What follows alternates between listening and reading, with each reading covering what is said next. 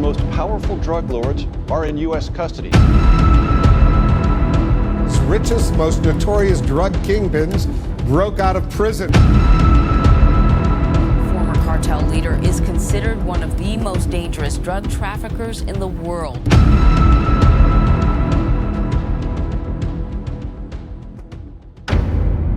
En Sinaloa, el aire huele a tierra húmeda y peligro.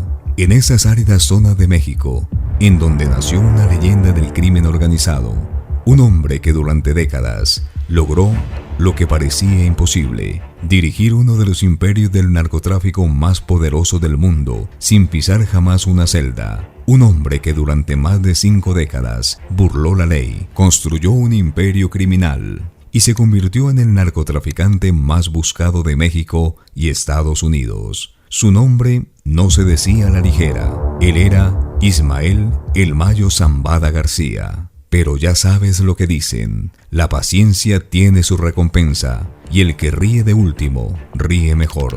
El 25 de julio de 2024, el mundo de Lampa recibió un duro golpe. El Mayo había caído. Pero ¿cómo llegó ese campesino de Sinaloa a convertirse en el capo más elusivo de la historia del narcotráfico? ¿Y cómo después de medio siglo burlando a la ley, terminó finalmente tras las rejas? Para entender la magnitud de esta captura, debemos remontarnos a los orígenes del imperio que el Mayo ayudó a construir, el temible Cartel de Sinaloa. Esta no es otra historia de narcos en Netflix. Esta es la verdadera historia del Mayo Zambada. Corría el año 1989. El poderoso Cartel de Guadalajara, la primera gran organización del narcotráfico en México, se desmoronaba tras la captura de su líder, Miguel Ángel Félix Gallardo. De sus cenizas surgirían 3 nuevas bestias: los carteles de Tijuana, Juárez y Sinaloa. Este último sería el hogar de 2 hombres destinados a cambiar para siempre el panorama del crimen organizado: Joaquín El Chapo Guzmán y nuestro protagonista, Ismael El Mayo Zambada. Pero el Mayo no era un novato en el negocio. Nació en 1948 en una humilde comunidad de Culiacán. Zambada se había iniciado en el tráfico de drogas a la temprana edad de 16 años. Su agudo instinto para los negocios y su profundo conocimiento del campo sinaloense lo convirtieron rápidamente en un activo valioso para las nacientes organizaciones criminales. Durante las décadas de 1970 y 1980, el Mayo trabajó bajo el ala de Amado Carrillo Fuentes, el Señor de los Cielos, aprendiendo los entresijos del negocio y tejiendo una red de contactos que se extendería desde las montañas de Colombia hasta las calles de Chicago. Esta experiencia sería crucial para su futuro ascenso en las filas del Cartel de Sinaloa, mientras su futuro socio, El Chapo Guzmán, ganaba notoriedad por sus audaces fugas y su estilo de vida ostentoso. El Mayo prefería las sombras. Su modus operandi era la discreción absoluta. No existían fotos recientes suyas, ni propiedades a su nombre, ni cuentas bancarias que lo vincularan al narcotráfico. Era un fantasma, un rumor, una leyenda urbana que dirigía un imperio criminal desde la clandestinidad. Fue precisamente esa estrategia lo que le permitió a El Mayo sobrevivir y prosperar mientras otros capos caían. Cuando el Chapo fue capturado por primera vez en 1993, Zambada consolidó su poder dentro del cartel.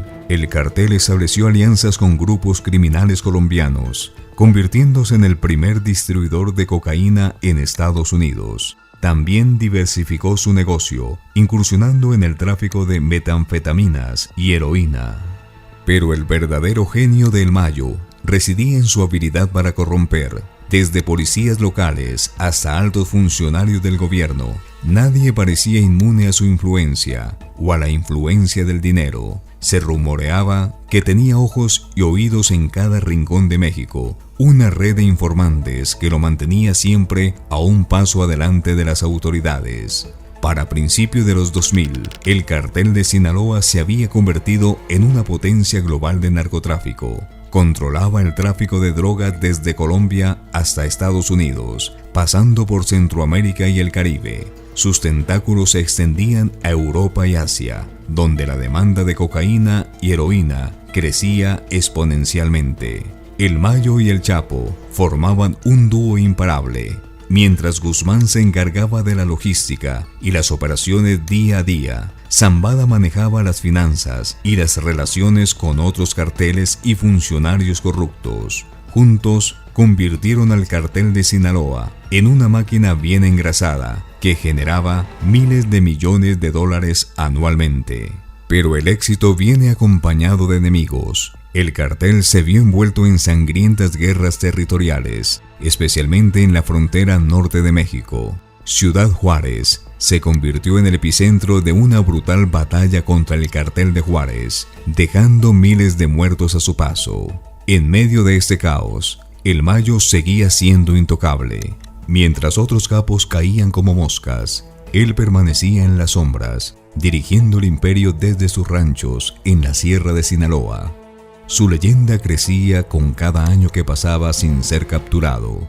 El asunto es que en los carteles, el objetivo es distribuir la droga, pero para hacerlo bien, siempre hay que callar algunas bocas, cueste lo que cueste. Aunque el Mayo Zambada cultivaba una imagen de narcotraficante de la vieja escuela, supuestamente menos violento que las nuevas generaciones, la realidad era muy diferente. Bajo su liderazgo, el cartel de Sinaloa cometió innumerables actos de violencia y crueldad. En 2009, miembros del cartel, siguiendo órdenes de El Mayo y el Chapo, secuestraron y asesinaron a un ciudadano de Horizon City, Texas. La víctima había perdido un cargamento de 670 libras de marihuana, que fue incautado por la patrulla fronteriza en el puesto de control de Sierra Blanca. Como castigo, fue secuestrado, torturado y ejecutado.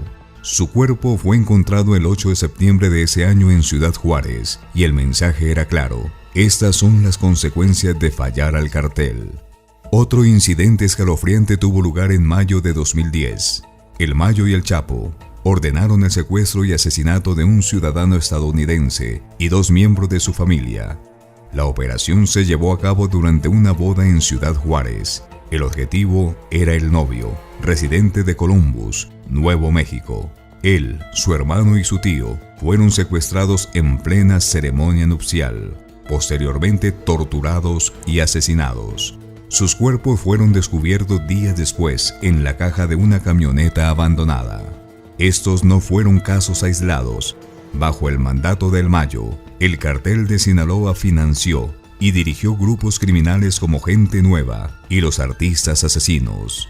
Esas organizaciones sembraron el terror en Ciudad Juárez y otras partes de la frontera, cometiendo secuestros, torturas y asesinatos para mantener el control del territorio. Y por mucho tiempo lo lograron. A mediados de la década de 2010, una nueva amenaza emergió en el horizonte del narcotráfico: el fentanilo. Este potente epidoide sintético, 50 veces más fuerte que la heroína, comenzó a inundar las calles de Estados Unidos, desatando una crisis de salud pública sin precedentes. El cartel de Sinaloa no tardó en subirse al tren del fentanilo.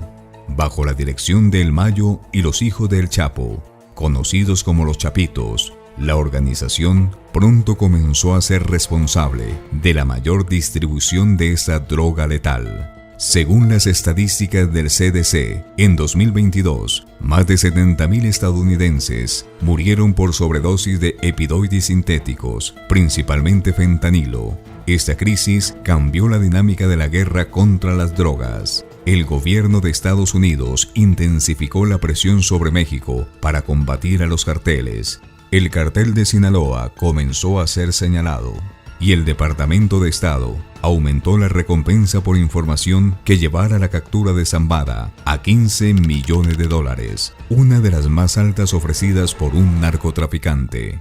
La verdadera cacería por fin había comenzado. El primer gran golpe al cartel de Sinaloa llegó en 2014, cuando el Chapo Guzmán fue capturado por segunda vez, aunque logró escapar al año siguiente a través de un túnel que se convertiría en leyenda. Su suerte estaba echada. En 2016 fue recapturado y extraditado a Estados Unidos, donde actualmente cumple cadena perpetua. La caída del Chapo dejó a Almayo como el último de los grandes capos de la vieja guardia, pero el panorama del narcotráfico estaba cambiando. Nuevos grupos, más violentos y menos apegados a los códigos de honor del pasado, comenzaban a disputar el territorio del cartel de Sinaloa. El más notable de estos rivales era el cartel de Jalisco, Nueva Generación, liderado por Nemesio Oseguera Cervantes, el Mencho. Esta nueva organización no temía enfrentarse directamente al gobierno mexicano, llegando incluso a derribar un helicóptero militar en el 2015. ¿Y Zambada? Seguía siendo un fantasma, apareciendo y desapareciendo como por arte de magia. El verdadero declive del imperio de El Mayo comenzó con la captura de sus hijos. Vicente Zambada Niebla, el Vicentillo, fue arrestado en 2009 y extraditado a Estados Unidos, donde se convirtió en testigo protegido. Serafín Zambada Ortiz cayó en 2013 e Ismael Zambada Imperial, el Mayito Gordo, en 2014. Estos golpes no solo debilitaron la estructura operativa del cartel, sino que también proporcionaron a las autoridades información valiosa sobre el funcionamiento interno de la organización. El cerco se estrechaba alrededor del Mayo. A pesar de todo, Zambada seguía en libertad. En una rara entrevista concedida al periodista Julio Cher García en 2010,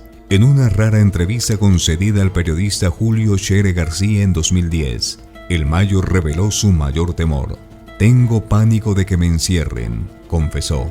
«No estoy seguro de tener lo que se necesita para suicidarme. Me gustaría pensar que sí, y que me quitaría la vida». Esas palabras resultarían proféticas. Mientras el mundo del narcotráfico cambiaba a su alrededor, El Mayo se aferraba a su estilo de vida clandestino. Pero el tiempo y la mala salud comenzaban a pasarle factura. Los rumores sobre su deterioro físico se multiplicaban, alimentando especulaciones sobre quién tomaría las riendas del cartel si El Mayo fallecía o era capturado.